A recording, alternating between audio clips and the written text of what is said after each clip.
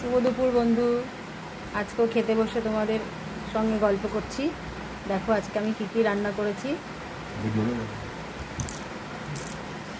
ভাত দিয়েছি, আর করেছি উচ্ছে আলু ভাজা,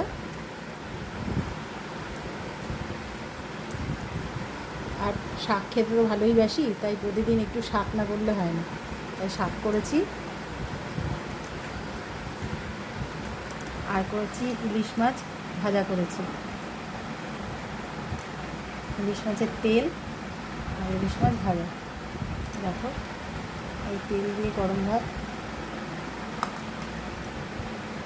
আর করেছি ইলিশ মাছের ঝোল।